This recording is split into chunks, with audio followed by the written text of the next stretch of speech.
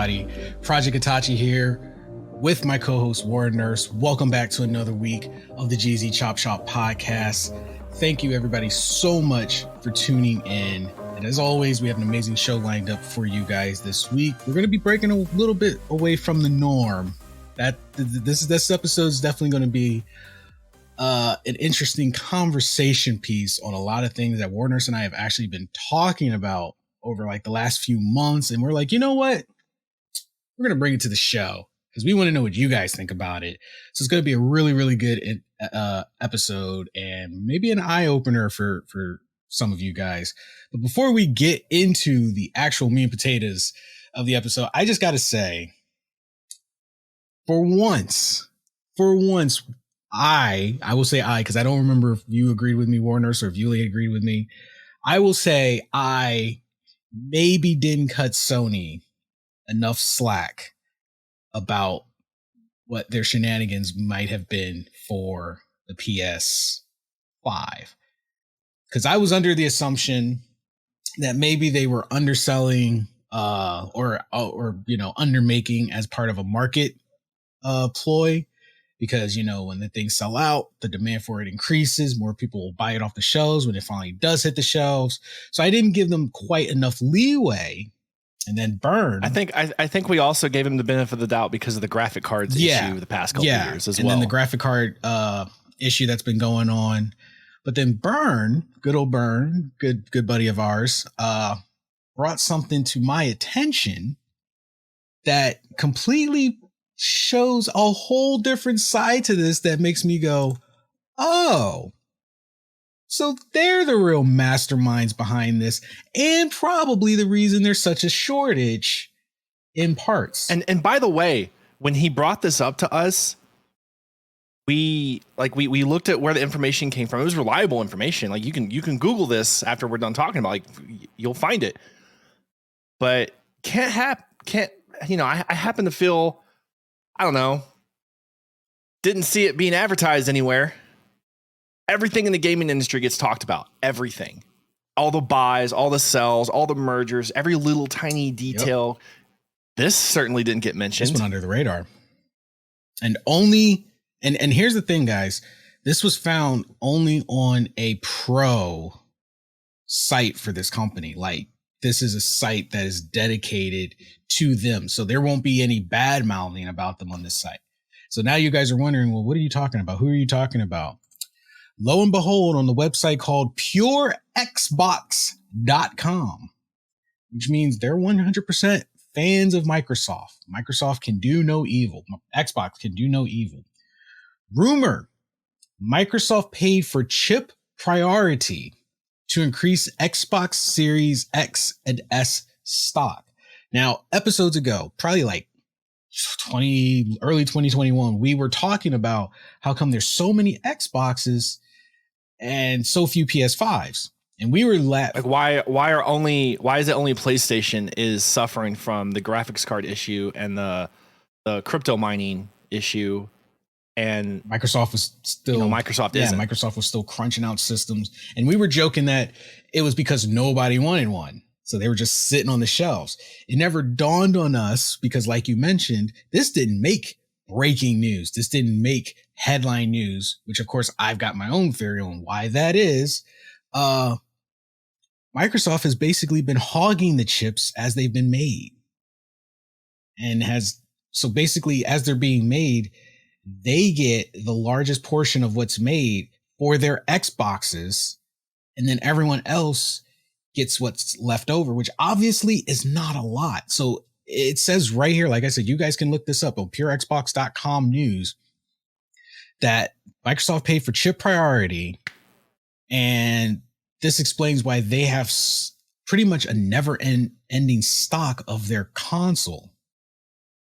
And late last year, Microsoft successfully launched the Halo Infinite Special Edition Xbox Series X, and the stock increase of the standard version led to record UK sales in December, surpassing even the launch month in terms of units sold. Meanwhile, even recently, the Xbox Series X and S were the top selling consoles in the UK in March 2022, with Nintendo Switch and PS5 both falling behind. And they're saying if this rumor is true, it seems like the strategy is paying off for Microsoft. Basically, Microsoft has taken monopoly over the chips to ensure their competitors can't meet the demands of their customers, which in turn, for a lot of people want the latest and greatest. And if they can't get it, they're going to take their business elsewhere. They've been converting those gamers into Xbox gamers. All the people who were like, I have no reason to switch. There's no reason for me to. Xbox says, okay, well, we're going to make it a reason. We're going to pretty much give you no option.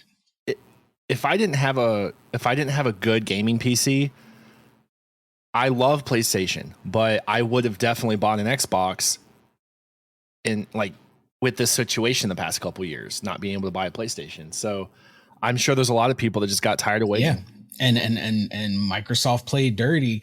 And because they have the money to do that, they also have the money to shush the mainstream media. Because if IGN's not reporting it, if GameSpot's not reporting it, if any of those, What Culture and all of them, then none of them are covering it because they don't know it exists, or because the people have been paid to not cover it, then nobody's going to know. And everyone's going to do like I did and look at Sony like, okay, what are you doing wrong? Is this your market ploy? Because, Microsoft is playing off of something that Sony has done in the past. They did it with the PS4. They almost did it with the PS3.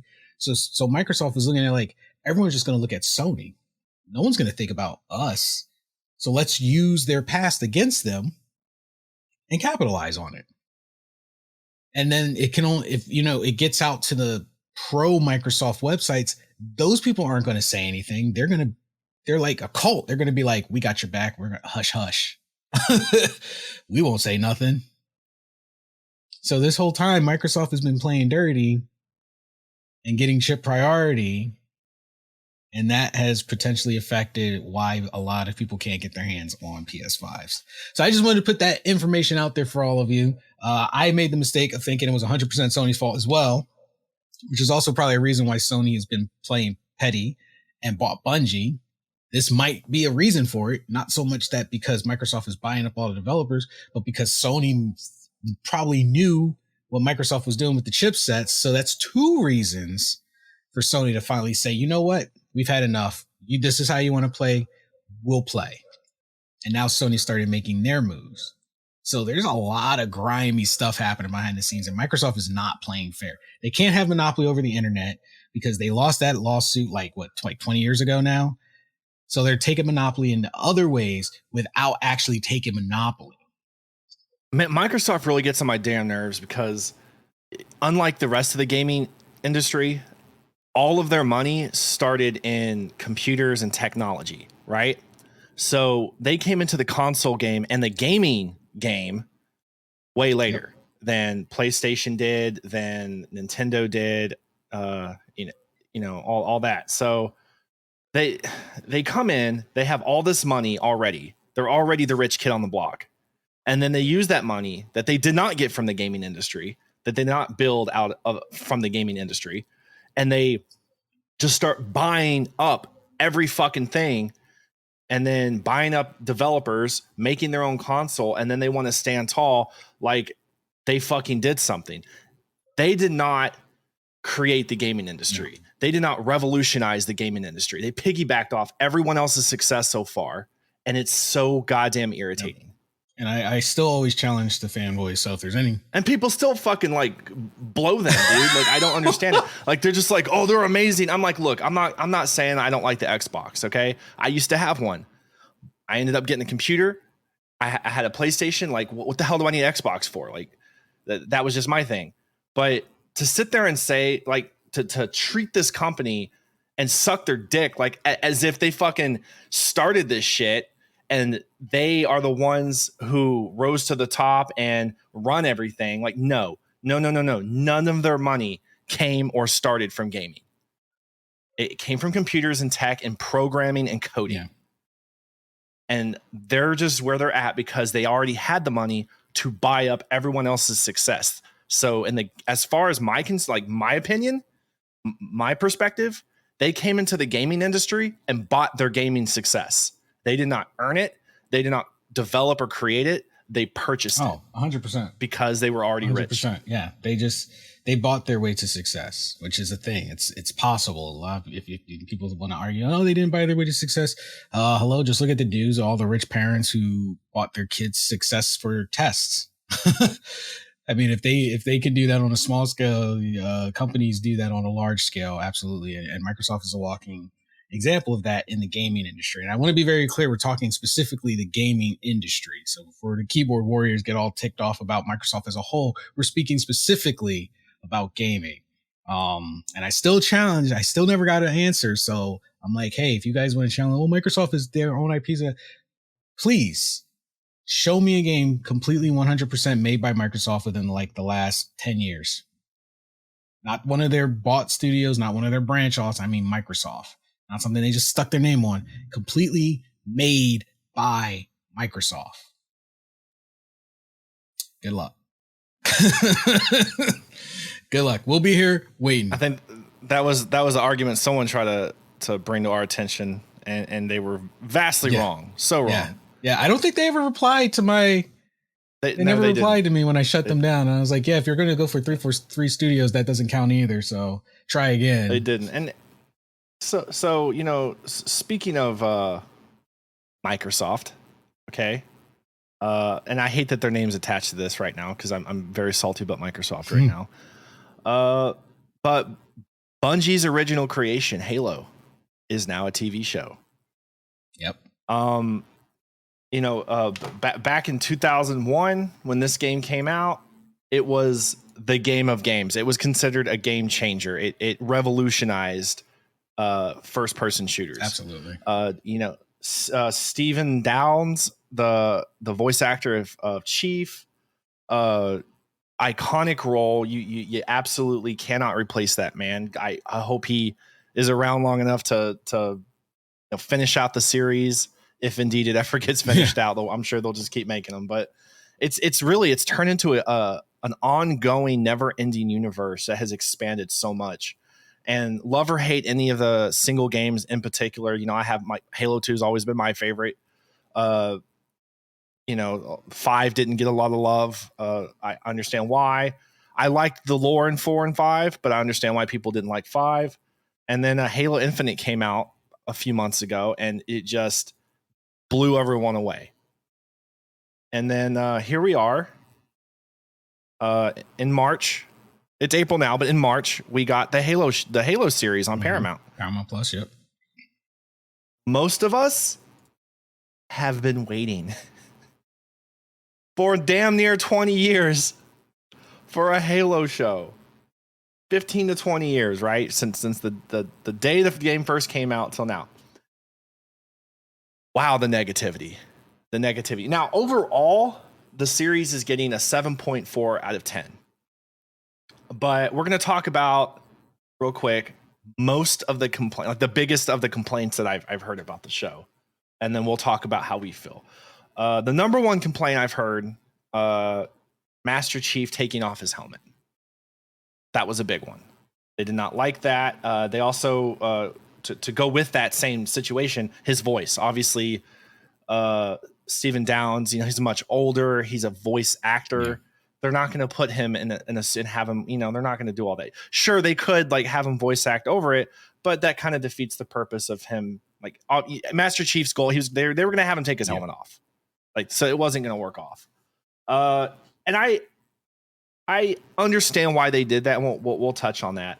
Another thing, a huge complaint we saw was the weapons. The rebels were firing weapons at the Covenant, and the bullets were doing nothing. Mm.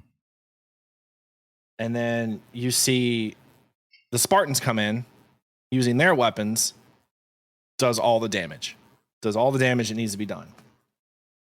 And then just some stuff here and there about the lore, and people have been upset that the show is not lore specific.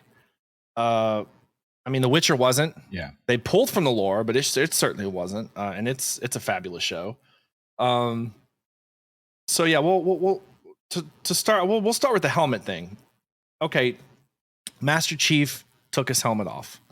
Now, I try to step back. I love games. I love the Halo games. I've read most of the books, and in October I pre-ordered this and I got it today coincidentally. Holy crap! Is that really the Halo Encyclopedia? The Halo Encyclopedia. Holy It's crap. almost 500 pages. It's huge. It's an enormous book. It is literally the Halo Bible. I went over this briefly, and if you have a question about something, whether it's the games or the books, it's probably in here. That is insane. It is insane. It was kind of I was expensive. going to ask, like, how much is that? Because that's hardback. But it's hardback, dude. I almost didn't open it. Like, I was like, should I even open this? But yeah, Halo Encyclopedia. Even my Star Trek Encyclopedia is not hardback. Like, it's a lot, man. It's yeah. So, I was having fun with that. So, anyways, why did Master Chief take off his helmet? That's an easy question to me to answer. You just created a TV show. You want to reach out to the broadest, largest amount of your audience as possible, no matter what their demographic is. Well, if they made a TV show and they only catered to the gamers and the ones that read the books, which are mostly the gamers. It's not like with anime, like a lot of people, maybe they've read manga and maybe they just didn't really care for anime that much. I know a lot of people like that.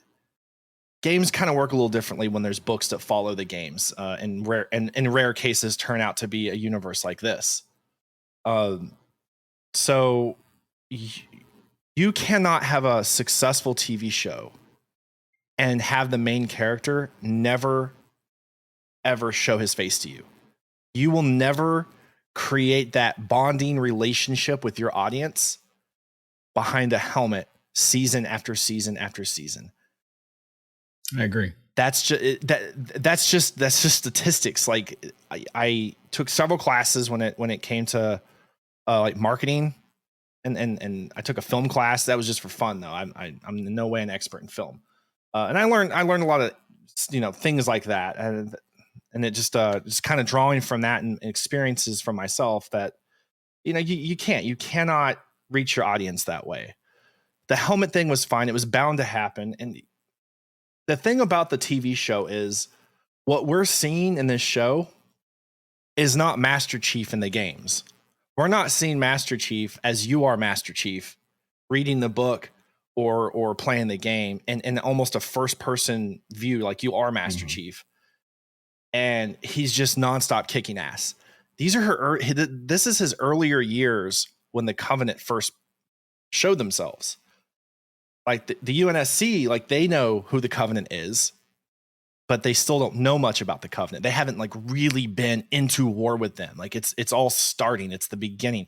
Reach is still there. It hasn't been glassed yet. Yeah. Which is something that I look forward to seeing. Sadly, like I don't know how to say like it's fucked up what happened to Reach, but I do look forward to seeing that how they handle that. But yeah, this is the stuff we don't get to see in the game. This is the behind the scenes of the game, and I think that's cool. A lot of people, so the directors and the writers tried to say that we're not pulling from the books. A lot of people, I think, took that as they're not going off any lore. They're not using anything. Well, that wouldn't make sense because I've watched these 3 episodes. I'm sure you have too. Obviously, they're pulling from the lore. Otherwise, Cortana, Master Chief, some of these Spartans he's talked to, some of the characters that have certain positions and roles in the show and in the game, it wouldn't make sense. Now, obviously, I don't think they're going to like follow the book at all. They did say they don't plan on following the book, but they obviously pulled enough material to make sense, to show that they know the characters, at least on a superficial level at minimum. So I'm still ready to give them the rest of the season and check it out. The bullet thing. Everyone was like, "Oh, the bullets weren't working when I don't remember which book it was. I remember reading this, and it might be in this Bible too. When the Covenant appeared, the UNSC had to develop certain types like caliber and certain types of rounds to deal with the overshields and the armor of the elites in specific. So regular weapons like what the rebels were using will never work ever. And that's really all that is. Now, I'm not, obviously there's some plot holes there. I think there was an issue with the minigun getting used. Yeah, that's where a lot of people, because the minigun came in. And what I would argue is concentrated fire is, if anyone knows anything, and I'm not a weapon expert by any means, but I do think that even with like bulletproof glass, if you concentrate your fire at a specific point consistently over and over and over and over and over, you're going to punch through that spot. You're constantly weakening that spot. It's not healing. It's not regenerating. It's just absorbing. And if the same amount of pressure keeps pounding it and pounding it and pounding it and pounding it, that spot is going to get weaker. And I think with the minigun, if you want to take a stretch, I would say with that whole scene with the minigun and being in a Spartan's hands, he has the strength and he had the mental capacity to calculate concentrating in a specific spot on a Covenant to penetrate the overshield, because it's firing rapid bullets over and over and over and over and over at a specific spot that even the overshield didn't have enough time to regenerate from, because it's not penetrating the shield directly with 1, 2, 3, 4 bullets, but damage is still in some way being done. But the shield's usually able to recover fast enough before you even realize it happened. With the minigun, he was concentrating it in one specific spot on them, wearing the armor down, and then it went through and the regular bullets took out the enemy. Because if you give a minigun to an average person, they're not going to be walking with a minigun just unloading like a Spartan could. Like, it wasn't going to work. And the recoil for the most time is going to have them aiming all over the place. You know, I was a little disappointed that they didn't, because they could have. Maybe it would have been a little harder with CGI and stuff, but the Spartans are definitely much taller and much larger than the average human being. So yeah, with their armor on, they are bigger than everyone else still, but it definitely doesn't show like it would in the books and in the games. Like, they're definitely much bigger. But I mean, whatever. Like, I'm gonna take and leave. Like, I'm not gonna pick at the show. Like, they made a show. I take what I'll get. Like, I'm not gonna shit all over it just because it's different than something that's in the book or in a game. Like, you got to look at this stuff from the other side too. You can't just come at it and be like, why didn't they make this game the way I expected them to make it for me, for the gamers? I hear you. I do agree with you. That would be great, but that would not be successful. Unfortunately, it'd be successful for all of us that would love that. But here's the thing. But just us. I'm gonna tick off some people, and it's probably gonna tick them off because there's some truth to this.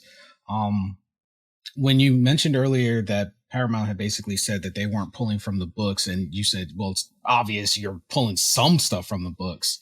And other than it being Halo, maybe you can't really say you're pulling from the game because, how Halo's origins and everything work out. I think they said that on purpose to keep purists at bay. As soon as you say we're not using the core content, you keep purists at bay. Purists are your worst enemy when it comes to this kind of stuff. History has shown this with the Star Wars community, with the anime community, comic books. Purists are your worst enemy when you want to open it up to other people. They will ruin your goal immediately. So you have to eliminate them at go. We're not using the core material. Purists are like, it's going to fail. I'm not interested. It sucks already. You haven't even started filming yet. Boom. First enemies out the way. And then you can take liberties with this because you've declared what you're not doing. So now you've taken liberties that you can pull what you need and change what you don't. to make it more accessible to everyone. The flip side of that is semi-purists. Usually that's where the gamers are. Gamers are usually semi-purists. There's people who play the games, love the games, can tell you inside out about the game, but have never read a book. I'm one of the semis, but I'm not a purist. I know about Halo, the game. I have never read one of the books. So when Paramount said they were making it, the gamer in me wanted to be like, but then I had to be like, but I'm only a gamer. Like, I've only played the game. I don't know Halo in and out. Like, never read the book, so I can't judge. I know how I played the game, but guess what? That's how I played the game, but it's not my story. How I played the game is not how it was meant to be interpreted. They just gave me the world to play in. And the reason, and I'm going to get to the Master Chief helmet thing and my own view on that as well. So I'm like, you know what? This is where I need to sit down, shut the fuck up, and let them work. Show me the Halo story. Because I played the game and I was into the action and I was into it and I was following the story, but maybe I didn't interpret it the way or in one interpretation of how it could be seen. Show me a different side. But your semi-purists are going to be like, this isn't Halo. This is all wrong. I never took my helmet off. That's the mentality they have. I never took my helmet off. Why is Master Chief doing it? Because they wanted you to be Master Chief. It's like Spider-Man. The whole reason Stan Lee created Spider-Man and made him mask was because he said, you didn't know who he was under the mask originally. He could have been anyone. He could have been black. He could have been white. He could have been Asian. He could have been Indian. He could have been Latino. He was whoever you wanted him to be when the mask was put on. That's why he's completely covered. Spider-Man was a hero for everyone. You could be Spider-Man. It wasn't about Peter Parker. It was about Spider-Man. And I think it was the same thing for Master Chief. They didn't want Master Chief to be, honestly, your typical Caucasian hero, which isolates so many fan bases. The only thing that was isolating about Master Chief was you already knew he was a guy because of the voice.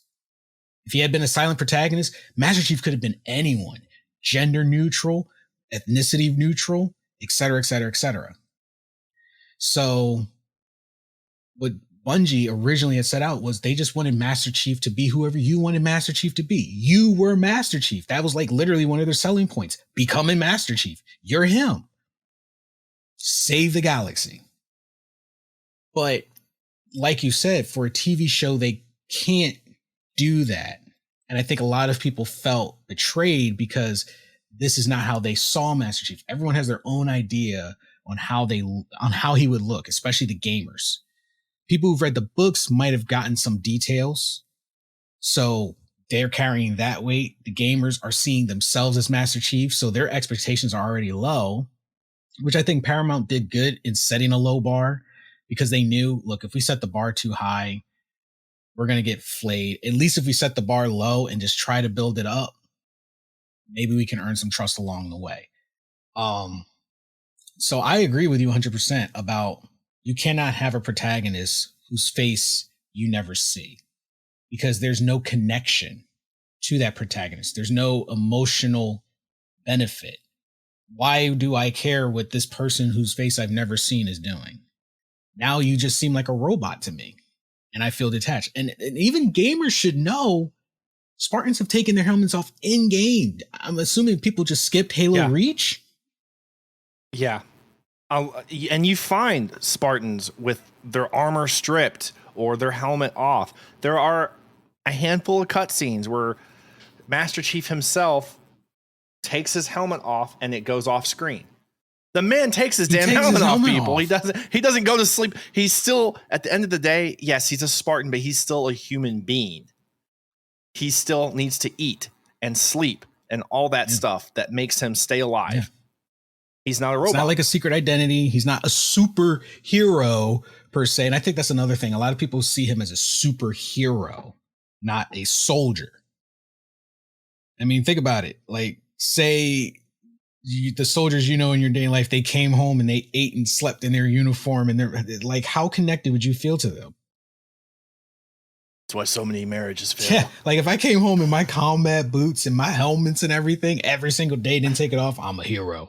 Like, I can't. I personally think Pablo Schreiber is, I think he's doing a I fantastic agree. I job. think he's doing really good. Whether or not they could have chose someone better, I don't know. Like, I'm not that intuitive. I don't think I'm like super great at like saying who may or may not be better. I'm not an actor. I'm not an agency. I don't do any of that. I do think he's doing a great job, and I really like. Did you see the third episode? I haven't seen the third episode yet. Okay, well, you'd have to be careful of spoilers anyway, because some people. I don't want to talk spoilers too much, but yeah, that's really my take. I think there was some complaints about the CGI. I didn't have any problems with the CGI. It's a TV bad show. CGI. It's 2022. You want to see bad CGI? Go watch any sci-fi movie from the early 2000s. Yeah. Any sci-fi movie. And everyone thinks just because it's on Paramount, they got this crazy budget. But it's like, you got the Halo money. No, they don't have the Halo money. Okay. Just because Halo's namesake made money doesn't mean that the production got access to the wealth of money that Halo made. That money is split up in so many different ways because the game has been handled in so many different ways. It's not like there's a Halo bank account sitting around with just millions of dollars in it. Like, come on, guys. Like think about it. And you know, Jen Taylor, the voice actor of Cortana, I thought that was absolutely amazing that they were able to bring her on to actually play Cortana. Yeah, I found that really good that they were at least able to do that. And I'm like, okay, you know, this makes sense. And I think everyone and anyone who's making this argument, I know people are gonna make this argument because this popped into my head. If anyone wants to think, well, they did it for Darth Vader. Yeah, but Darth Vader wasn't in the original Star Wars a main protagonist. He was an antagonist. So having him as a big bad in a mask, it worked. It was designed for him to be that way. Because a lot of people who know the original way Star Wars was made, the actor actually in the Darth Vader suit just did the gestures but never spoke because the guy who was in the suit, they were like, yo, his voice is not intimidating. We need someone with an intimidating voice. The guy's got the height. He can do the action, but he cannot speak. Like if you watch the original Darth Vader without it's hilarious. I wonder if I must take them alive. It was so bad. But like as the body for Vader, it was perfect. So then they brought in James Earl Jones and he did the voice for Darth Vader. So I think a lot of people were thinking, well, why can't they just do that? Like he doesn't have to be in a suit. Just have him do the voice. It's not going to work because then the man can't ever take his mask off, which is like, it just doesn't work. Yeah. You gotta make compromises and changes where they need to be made if you want to have a successful TV show. I know that much. So we'll see what happens, but I'm happy with the show. But I also, again, I didn't go in with the expectations of they're about to make this solely based off everything I've ever dreamed about with Halo. If anything, I feel like it's a great expansion to the universe and a great expansion to the encyclopedia, and it's very welcoming.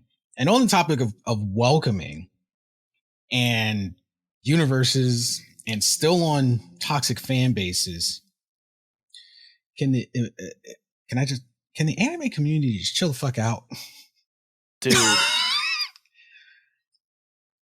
Guys, we have worked so hard to get where we're at. And we're doing so much backpedaling, now proving to so many people that they were right about us just being off the hinge. Dude, everyone's got to be thinking right now, like, are all nerds just this fucking toxic? No, we're not. We're not. We're really not. Unfortunately, like 20%, a very large, just, like 20 or so percent of the anime fan base is toxic as fuck. I will not tell people, like, if anyone's talking about anime at all, I will not bring up the fact that I like My Hero Academia. Oh, no. I will not bring up the fact that I read the mangas. No. I won't talk about it because I'm a little embarrassed. Like, I just don't want to go there. Like, because when I hear My Hero Academia, I automatically think toxic. Unpleasant person to talk to. I mean, we got people literally sending death threats to the author, the creator of My Hero Academia, because they didn't ship the relationships They want it. And I'm like, shippers are the worst by far. They are the absolute worst. They automatically see their twisted fantasies and they want it to become reality. They're like, these two need to be together. These two need to be together. I know this is what the author is setting up, but that's just not going to work. That's just terrible. These two need to be together. And to this day, one of the biggest ones, it still irks my nerves because people still try and force it. And it's a good example of what I'm talking about. Naruto Sasuke. It's still a running thing that people are trying to do, like escalating their bromance. And I'm like, this show's been out for like 20 years and people are still trying. And it's like, bro, 20 years later, now you want to sell shirts in Target. Like, and they were so mad because the Deku Ochako, I know I said her name wrong. They were so mad because that relationship became official. They were like, no, it's supposed to be Deku and Bakugo or Deku and whatever. And I'm like, since episode like 2, it was established that this is the direction the creator was going to go. What is wrong? Why are you guys so angry about this? And I mean, they got so aggressive. I mean, they're like on social media and they're sending death threats. And I'm like, this is why people don't like interacting with us. This is why people didn't like interacting with us. You guys set such a bad example. You know, My Hero Academia, I'm catching up on the manga. I really, really love the manga. The anime does a great job following the manga. But as most mangas, for the most part, they are more detailed and have more stuff in it. But a lot of these people, like My Hero Academia, it does come across as a kid's show. It is easy on the eyes, and it's for the most part also for kids. It's for kids, teens, adults alike. But man, there's going to be I wonder how many people are going to be up for a rude awakening here within the next couple, 2 or 3 arcs. Because people, I'll tell you, shit's about to get fucked up. Yeah, they go real Game of Thronesy on there. No spoilers, though, I promise, no spoilers. But yeah, it's gonna be like Game of Thrones shit. But yeah, toxic. Attack on Titan. I watched the first episode back in, I think it came out in 2013. Yeah, I got into it shortly after. I read the first couple arcs and then I started watching the show. And there was a couple seasons in there where we had to wait a few years between seasons. Yeah, that was hurtful. And then out of nowhere, season 3 came out, and suddenly everybody loved Attack on Titan. I'm like, where are all these people coming from? I don't know if it was the like with COVID going on. I don't know if it was that explosion it was we definitely had with COVID. online and streaming. Yeah, it was definitely COVID. And just more people. I don't know. I'm not sure like what happened there. But some of y'all need to go back home and sit down. Bro, people are getting so mad about the way things are turning out and defending or not defending. And I'm like, dude, I don't think y'all understand that the author's goal here was not the same as your expectations. Yeah. And that's one of the things I love about this show is it's been unpredictable. If you just watch it, no spoilers, you don't talk to anybody, just fucking watch the show, right? Every season, it's like it's a different genre. Mm-hmm. I've never seen that shit before. It's like it starts off as like a dark fantasy, like people are being eaten by these humanoid creatures.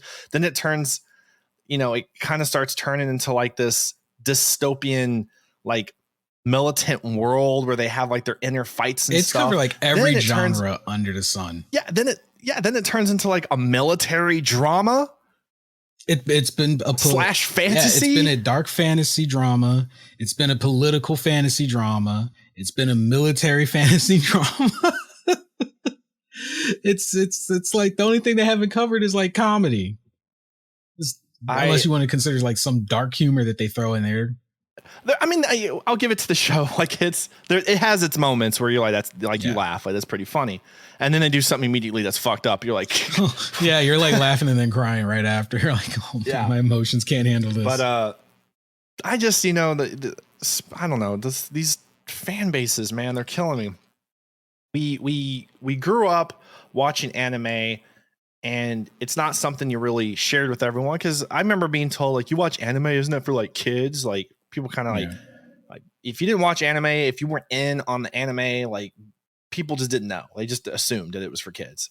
And that was true even a few years ago. As in, like, I'm an adult, I watch anime, I mentioned it on occasion, and like, what? Like, for kids, like anime? I'm like, it's not. Like, yes, it is designed for teenagers, but mature teenagers and adults. And I always have to, as evidenced by, remind people too. I always have to remind them. It's like your assumption of anime is based off of Western cartoons, and you don't realize that honestly, the Japanese culture, their mentality and maturity was a little bit ahead of ours. Like, it was known in the Western culture that cartoons here were usually for kids. Our cartoons here were just racist as fuck. Yeah. I mean, and sexually inappropriate in a different way. Usually in a different way. Like, it was when you came across like the adult cartoons, those were like few and far between. And now that anime has become more mainstream, and it definitely blew up really big because of COVID, because, you know, a lot of people, they binge their favorite shows and like, I got nothing to watch. And with the anime community, we got a plethora of stuff. There's like something for everyone. So it's like, well, we don't run out of shit. Out of stuff. And when we do, we're like, you know what? There's a new genre anime. I've never watched it. I'm going to check it out. Turns out romance anime, pretty fucking good. Look, confession, I've always been big into certain, like, not like the hard, heavy, emotional, but like the lighthearted romance animes. I'm actually a huge fan of them because they're so freaking funny sometimes. No, they are. They're hilarious. Yeah, and I'm like, bro, is this so hard to just have this life? Like, can we, like people, all we're saying is, can we enjoy our anime without you being so damn toxic online? I just want to know, you know, like, dub versus sub. Toxic, like, what the fuck is that? Toxic person who like gets angry about all their shippings that doesn't happen, can you like let us know why you get so angry? Like, I legitimately want to know, like, why do you get so pissed off when two people you want in a relationship or an anime doesn't go the way you want? Why do you get so mad that you have to say something or start arguments because it didn't go your way? I legitimately want to know. And I think a show that caved in to shipping and like it lost my interest is now in reverse pissed me off, because I'm like, you obviously just did this to be in, and you tried way too hard and you've ruined the show far from what the original creator of it wanted. And a good example of that is Ruby. Yeah. Ruby went so hard in trying to be inclusive that they lost the whole point of the show. Is the action great? Yes. Do I think the story had potential and a lot of, you know, it started off great. And then I think they just started focusing so hard on trying to reverse shippings and pair things up and try to be so inclusive that it just completely lost its way. And I'm like, okay, where's the plot going? And it seemed like in the last season, where's the plot going? And it seemed like in the last season, they were like, oh shit, that's right. We have a story we're supposed to be telling. Yeah, duh. Well, and luckily for us, I don't see our American culture and expectations and how we want things to be influencing Japanese manga. They don't care all that much. They don't care because it's all written there. Otherwise, it wouldn't be manga. Yeah. Like that's just how that is. Half the people are getting pissed about stories that were already written like 3-4 years ago. Right. You don't think I was upset about Tokyo Ghoul and how it turned out? Yeah. Dude, the manga went a whole different direction. But did I like the anime after season 2? It was all right. Had I not read the manga, I would have probably loved it. I had already read the manga. I was like, what are you doing? All I can say, copy and paste. That's all you got to do, right? Cannot catch a break. But I certainly did not send death threats to anybody or go online like, let me tell you. Let me tell you how to write your story. Like, come on, guys. The dub versus sub thing gets me. You know, there are definitely animes that there are certain characters that sound way better in dub and sub, like both. I've watched all of Naruto in sub and dub. I watched all of it in both, and I like most of the characters on either side. Some animes, they do a great job finding the right people and bringing that right personality in. Demon Slayer, what's his name's father? I forget the Flame Hosher. I forget his fucking name all of a sudden. Rengoku. Yeah. Brain fart. His father in the sub sounded like very, very intimidating. In the dub, I started laughing. I don't know if you've seen it in dub, dude, but just watch that one scene in dub of Tanjiro meeting Rengoku's father, and it's just the voice does not belong there. There's just certain voice actors when I see their name in it, I'm like, I will listen to this in dub. Crispin Freeman being one, Chris Sabat. So like, there's a few that I hear that I'm like, okay, this is going to be a good dub. And then in the Japanese language, it portrays a greater sense of emotion in the language. And I think that's part of it. And I don't know if people recognize that or not. We've both lived in Japan, so we kind of we understand. And I'm pretty sure it works in the reverse too. When we import stuff to them, they probably have the same feeling. Like they probably rather just read it in their subtitles and hear it in our voices, because we have certain emotions that we carry with certain words that we say the same way they have certain emotions. Bro, go watch Teen Titans, but the Japanese version. It's fucking good. Dude, it is so damn good. But to be fair with that Teen Titans, that was like a joint venture though. True, but it was good. That was an anime. So it was designed it was so good, to work man. Both ways on purpose. And there's quite a few like Marvel and DC shows, cartoon shows, not like shows, and like cartoons and so X-Men. Have you ever seen the original like late 90s, early 2000s X-Men? Yeah. In Japanese, even the theme song's different. I saw the theme so fucking their good. opening is darker. It's so good. I'm like, but yeah, dude, everything. I'm sorry, but everything Japan touches, I'm like, this is good. Their opening is darker, but the theme is better. Matter of fact, I kind of want to go find Game of Thrones, but like in Japanese. I think that like with Japanese voices. I think that would be a little off. It would with I know, like with the lips and stuff. I'm curious. Like I want to see. I will say this: I feel anything Japan touches, animation wise, they will dominate. Yeah. I feel specifically Western influenced things are a little bit trickier for them. Like Game of Thrones would probably be hard because they practice accents to sound like where they're supposed to be from. Those are like original accents that they had to like learn to portray the world they lived in.